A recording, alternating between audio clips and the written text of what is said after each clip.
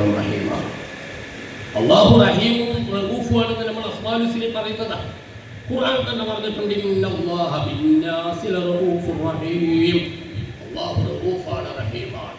അതേ ഖുർആൻ സൂറത്ത് തൗബയുടെ 128-ാമത്തെ ആയത്ത്, ലഖദ് ജാഅക്കും റസൂലുൻ മിൻ അൻഫുസിക്കും അസീസുൻ അലൈഹി മാ അനിത്തും ഹരീസുൻ അലൈക്കും ബിൽ മുഅ്മിനീന റഊഫുർ റഹീം. അല്ലാഹു റഊഫുർ റഹീമാണെന്ന് വിശ്വസിക്കുന്ന മുസ്ലിങ്ങൾ മുഹമ്മദ് നബി സല്ലല്ലാഹു അലൈഹി വസല്ലം തങ്ങൾ റഊഫുർ റഹീമാണെന്ന് വിശ്വസിക്കൽ നിർബന്ധം. അത് രണ്ടും വിശ്വസിച്ചാലേ മുഅ്മിനാകൂ, അത് രണ്ടും വിശ്വസിച്ചാലേ മുസ്ലിമാകൂ. അല്ലാഹു റഊഫുർ റഹീമാണ്, മുഹമ്മദ് നബി സല്ലല്ലാഹു അലൈഹി വസല്ലം തങ്ങൾ റഊഫുർ റഹീമാണ്. പക്ഷെ രണ്ടും ഒരേ അർത്ഥത്തിലല്ല, രണ്ടും ഒരേ അർത്ഥത്തിലല്ല. അല്ലാഹു റഊഫുർ റഹീമാണ് എന്ന് പറയുന്നത് അല്ലാഹ് മറ്റൊന്നിനെ ആശ്രയിച്ചുകൊണ്ടോ മറ്റൊരാളെ ആശ്രയിച്ചുകൊണ്ടോ ഉള്ളതല്ല, സ്വന്തം സിഫത്താണ്. അത് വാജിബുൽ വുജൂദാണ്, സ്വന്തം അസ്തിത്വമുള്ളവനാണ് അല്ലാഹു.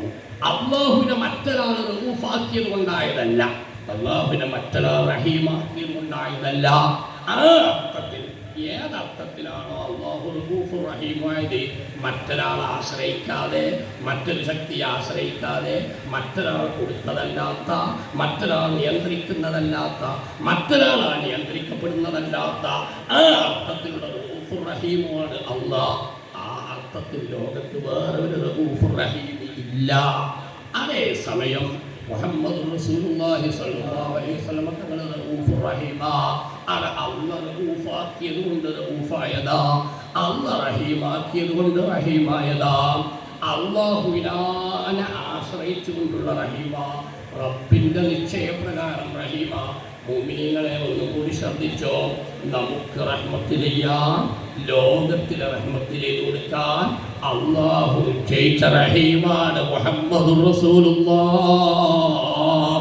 അല്ലാഹു റഹീമാണ്, ഞാൻ പറഞ്ഞു, അത് മറ്റൊരാളെ ആശ്രയിച്ചുകൊണ്ടല്ല. ആ അല്ലാഹു, ഞാൻ ആദ്യം തുടക്കത്തിലേ പറഞ്ഞു, ആര് മുഖേന കിട്ടിയത് നമുക്ക് അല്ലാഹ് തന്നതാ. ഉമ്മയിൽ നിന്ന് കിട്ടിയത് അല്ലാഹ് തന്നതാ, ഉപ്പയിൽ നിന്ന് കിട്ടിയത് അല്ലാഹ് തന്നതാ, ഒലിയിൽ നിന്ന് കിട്ടിയത് അല്ലാഹ് തന്നതാ, റസൂലുള്ളാഹി സ്വല്ലല്ലാഹു അലൈഹി വസല്ലം മുഖേന കിട്ടുന്നതൊക്കെ അല്ലാഹ് തരുന്നതാ. അതിന് സാധാരണ കാരണവും അസാധാരണ കാരണവും. സാധാരണ കാരണമാണെങ്കിൽ പിന്നെ ഓലെന്നെ തരികയാണ്, ഉമ്മ തരുന്നില്ല, ഉമ്മന്നെ തരുന്നതാണ്, അവിടെ അമ്മ തരുന്നതല്ല. ഇപ്പ തരുന്നതിന് ഇപ്പന്നെ തരികയാണ്, അമ്മ തരുന്നതല്ല. അത് ഒലിയും ശരിക്കുവാണെങ്കിൽ അമ്മ റസൂലാണ്, അത് പിന്നെ അമ്മേ. അങ്ങനെയല്ല, ഏത് വഴിയിലൂടെ കിട്ടുന്നതും ഡോക്ടർ മുഖേനയും മരുന്ന് മുഖേനയും ശിഫയായോ റബ്ബ് തന്നതാം, ഉമ്മയിൽ നിന്ന് കിട്ടിയോ റബ്ബിൻ്റെതാ. അതൊക്കെ സാധാരണ വഴികളാണ്. നബിയും റസൂലും ഒക്കെ അസാധാരണ വഴികളാണ്, അഭൗതിക വഴികളാണ്. രണ്ട് വഴിയിലൂടെയും കിട്ടുന്നത് റബ്ബ് നൽകുന്നതാണ്. സാധാരണക്കാരിലൂടെ സാധാരണ കാര്യങ്ങളെ കിട്ടൂ, അസാധാരണക്കാരിലൂടെ അതിനപ്പുറമുള്ള കാര്യങ്ങൾ കിട്ടും. എല്ലാം റബ്ബ് തരുന്നതാണെന്ന് വിശ്വസിക്കുന്ന മുസ്ലിമെ ഉറച്ച് വിശ്വസിച്ചോ. മുഹമ്മദുർ റസൂലുള്ളാഹി സ്വല്ലല്ലാഹു അലൈഹി വസല്ലം തങ്ങളെ അല്ലാഹു റഊഫായി നിശ്ചയിച്ചതാണ്, അല്ലാഹു റഹീമായി നിശ്ചയിച്ചതാണ്. ലോകത്തിന് മുഴുവനും റഹ്മത്ത് ചെയ്യാൻ, അഷ്റഫുൽ ഖൽഖ്, സൃഷ്ടികൾക്ക് റഹ്മത്ത് ചെയ്യാൻ, സൃഷ്ടികൾക്ക് റഹ്മത്ത് നൽകാൻ റഹീമായി ലോകത്തിന്റെ റബ്ബ് മുഹമ്മദുർ റസൂലുള്ളാഹി സ്വല്ലല്ലാഹു അലൈഹി വസല്ലം തങ്ങളെ നിശ്ചയിച്ചിരിക്കുന്നു. വിഷയത്തിലേക്ക് വിശദീകരണം ഇനി നടത്തുന്നില്ല.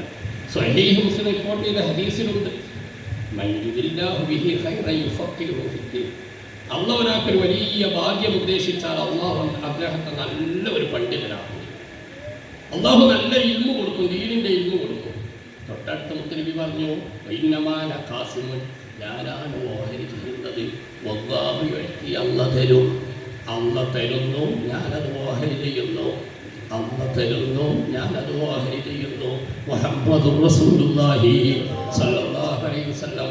അഷ്ഹദു അല്ലാ ഇലാഹ ഇല്ലല്ലാഹ് വ അഷ്ഹദു അന്ന മുഹമ്മദുർ റസൂലുള്ളാഹി. വിശ്വസിക്കുന്ന സഹോദരന്മാരെ,